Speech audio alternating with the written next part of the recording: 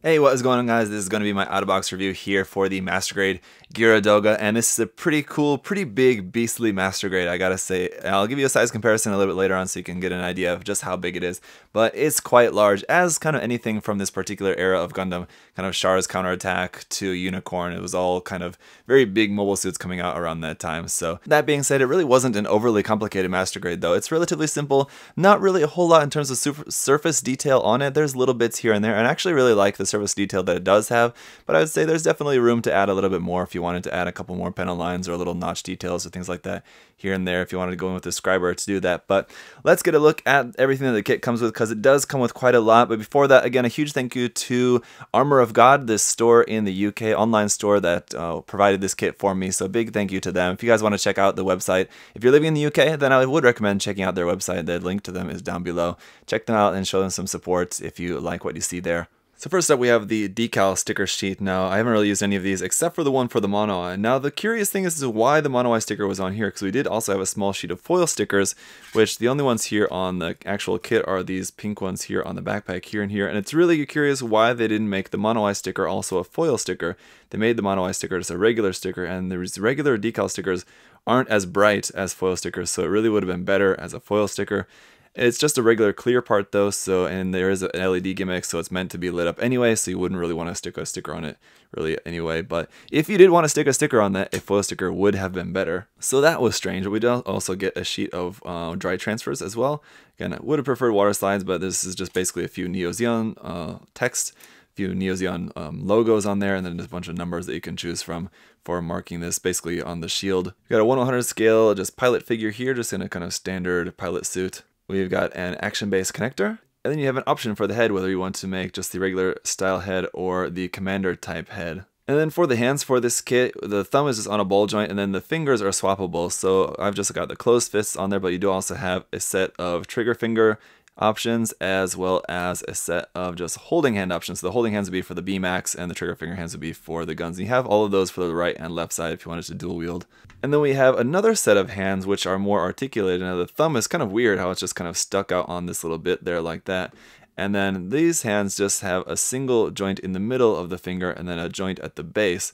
So they're kind of really weird when they're bent. They don't like quite close up all the way. It looks like he's like pinching something. So I think these are kind of just meant to be more open for the most part. I think this is basically just meant to be like a rifle support hand like that for the one side, or just meant to be like left open like that. So I think this would have been better if they would have just given us some different hand options just for an open hand or a rifle holding hand, just fixed pose. There wasn't really any particular need, I feel like, for these to be articulated, but hey. And then for the B-Max, you have a couple different options here. You have the little bit longer one and a little bit shorter one. Now, the shorter one is meant to be plugged in here onto the back, so you can see there's a little bit there where basically this will just slide into place right there for storage, which is pretty nice. And so we got a few different beam effect parts for these, which are all really nicely shaped, I will say, for one, in that nice clear yellow, but they only fit in a certain one. So for the short handle one is only meant to hold this part here, just kind of like a straight beam saber. It is meant to be held like that, and yeah, the beam effect on it looks really nice. It looks great. Now, on the longer type, you can't plug that into there's no way to plug that onto there. So the longer type one is just meant to be used as the actual axe. So you can use this one shaped like this, which is actually axe shaped, or you can use this other one, which is a little bit more like I don't know exactly what you would call that, but this other different shape for that. So you have a couple different options for that.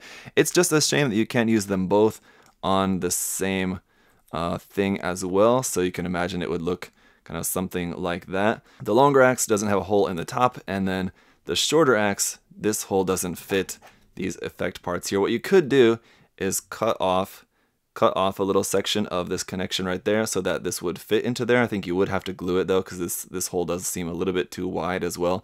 But it really wouldn't be hard to modify this if you wanted to have both of these plugged into there like that, or alternatively cutting a hole into the top of this to be able to plug that longer beam sword effect into the top of this one as well. Alright, but then moving on, we've got two different beam machine guns. Now, this is the one that's actually used by Resin Schneider. So there's a blue version of this, and you can actually buy that as a P Bandai kit. The P Bandai Resin Schneider version is basically just blue, and that version is meant to use this beam rifle. There's a couple little pink foil stickers there at the end for the cameras on that. And then you could just use the included helmet for that, the commander type, and just paint it blue. And there you go, you would have that minus the whatever custom markings that might have. And then it's the regular version is meant to use this beam machine gun, which does also have one little foil sticker there on the end there. This one has a little bit of articulation in that the secondary handle will fold out that way on it like that, which is pretty cool. And you have an extra set of the ammunition here. So you have this ammo pack on that one, the curved one, and this kind of angle one sticking off the side of there. And you have one extra of each, and they fit into the side skirts here. So if you open up the side skirt, you can see there's our extra ammo in one side. So one in one side and one in the other. So that's pretty cool. And then you have the iconic shield, a really cool shield here for this. These little smoke launchers there at the top, those can be rotated a little bit like that. And of course the whole shield in general can be bent and folded. You can't fold it up entirely. You can't fold this all the way up like that. And the connection for plugging this onto the back of the arm, as it is, this will just plug there onto the back of the arm, but you can actually rotate this and turn that so that you have a little bit more option in terms of posing the shield. Now on here is where we're going to store the Sturmfaust. So we've got 4 of these, and these just clip into there for storage on the back side of the shield. And there you go, with all 4 of them installed, it's going to look like that. Pretty awesome for that. And that is it for all of his weapons and accessories. And for a size comparison, here he is compared with the RD100 ZakuAurelius and a 1/100 scale master grade Jim Colony type as well. So you can see it's a pretty big kit, not quite as beastly as the ZakuAurelius, but you can see it's still going to be larger than most master grade kits. Alright, so let's take a look at the articulation and some of the finer points here. Now first of all, you have the LED unit that can be plugged into here. You just have to take off this part on the top. Right, so it turns out it's really difficult to get this part off once it's on there, but you can see down into the cockpit, which is pretty cool. And here's where the LED unit would go if you had an LED unit to put on this. Unfortunately, I don't have one on hand to use, but that's just funneled up through this clear part there in the neck, and then out through the clear mono eye part. Now, like I said, I've got the sticker there on the mono eye, but if you didn't have that, then you would have nice light shining out through that, which would be pretty cool. So the head will only go up to about there, which is not too bad considering the overall shape of the head in general. And then down to there, you can also, of course, then turn it side to side. These rubber parts really aren't necessary to be rubber at all. It's something I'll talk more about later on in the review. For the time being, let's move on to the cockpit hatch, which does also open up here. You can open up and pull out a little bit this upper door, and then fold down a little bit the lower door there, and that opens up really nicely, actually. It's one of the nicer cockpit hatches, I think, that I've seen in a while. And for the shoulder armor obviously is different, but they work basically as essentially the same. They're connected on a ball joint here, like on the outside, so it'll move around like that. And you can see there's a nice bit of frame inside on the inside of that shoulder armor as well, which is pretty cool.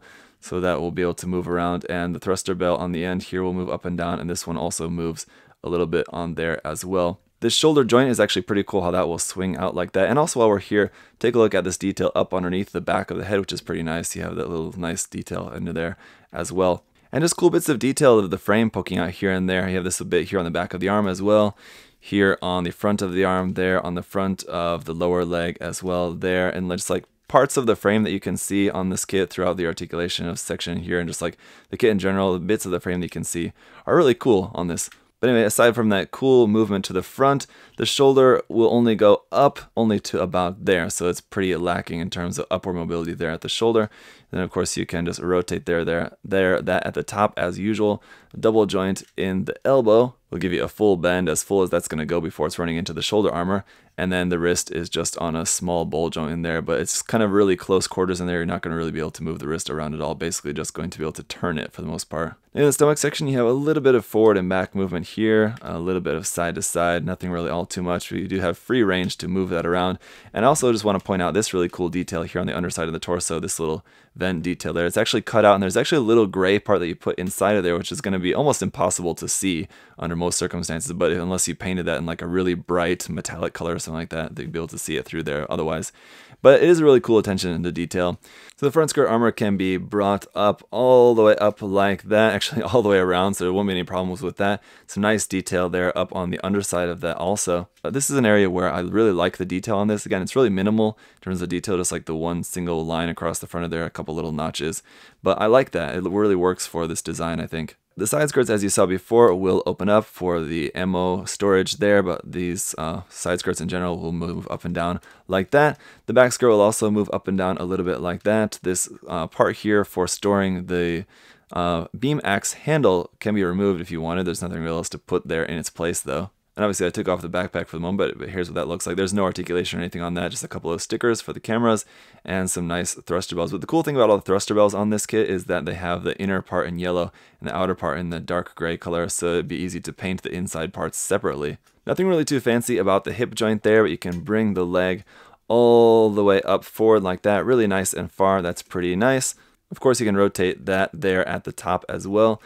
In our knee joint, as you kind of saw briefly before, you have this nice separation of not the knee armor, but this kind of inner knee armor bit there, which is on this kind of sliding track. So actually when it's meant to open, I guess it's supposed to meant to like kind of fall down with that like that. But then when you close that up, it kind of closes up along with that. This little bit here at the front of the ankle will also move up and down a little bit like that. And then for these gigantic feet, the toe bend doesn't go down, but you can bring the ankle all the way back to there and all the way forward to there. Not too bad, but the foot will bend up like that. So you can't bend it down at all, but you can bend it up.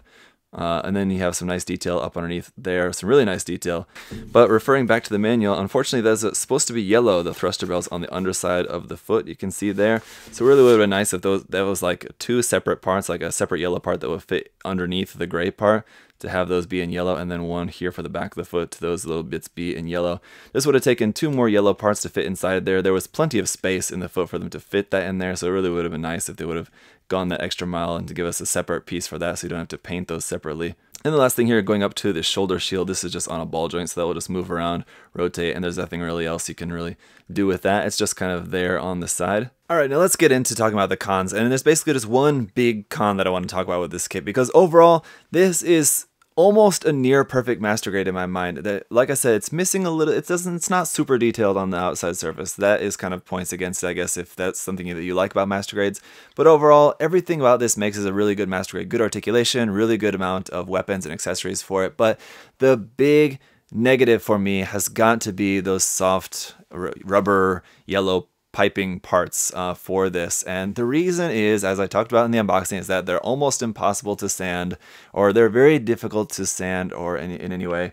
And the reason why you would want to sand them is that because even cutting them off, don't cut them off with anything other than really super sharp nippers, because once you cut them, you just can't cut it again.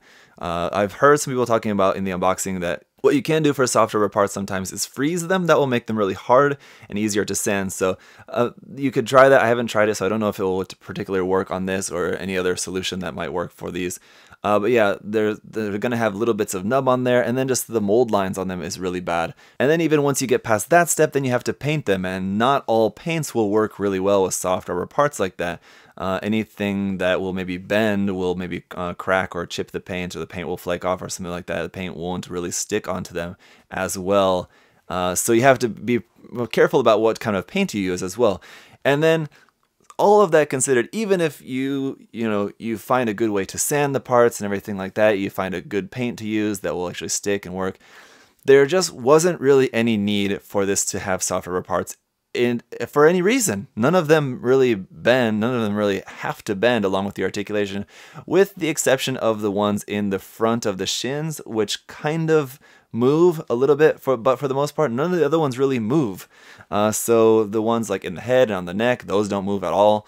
The one in the forearm doesn't move at all. The one on the knees doesn't move at all. The one around the waist kind of moves a little bit when you're moving the skirt armor, but I think they could have just molded that as just a solid piece as well, and just you could have moved the skirt armor around without bumping into that. Wouldn't have been all that bad. And the ones in the front of the shin, they could have just made that so that those are just a solid piece, and the inside of the mechanics of that still could have moved without having to worry about those parts being rubber or not. So I feel like all the soft rubber yellow parts really did not need to be soft rubber at all. They could have just been regular hard plastic polystyrene like the whole rest of the kit is. So that is the one thing that I really dislike about this kit. And so I don't know at this point what I'm going to do. I don't want to, I'm probably not going to use those on my finished kit whenever I get around to painting this kit someday in the future. There's other options. You could just mold those parts out of putty, out of like green stuff or like epoxy putty or something like that. You could just mold new tubes entirely, or you could use like metal springs or any number of different other options for that. So there's a lot of things that you could do.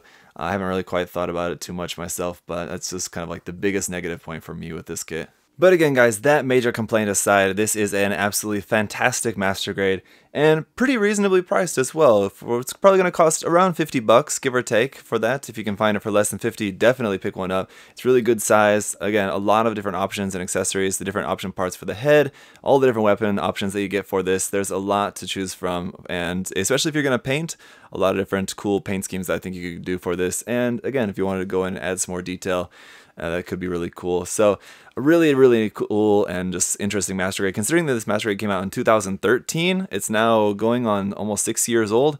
I would say it's still definitely something that I would consider on par with modern master grades. Aside from just a little bit lacking surface detail, it's a really great kit. So if you have got any other questions or comments about the kit, of course, guys, feel free to leave those down below. And again, thank you to Armour of God there in the UK for hooking me up with this kit to share with you guys. Thank you all so much for watching, and I'll see you guys next time. Bye bye.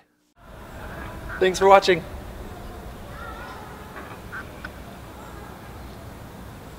See you next time.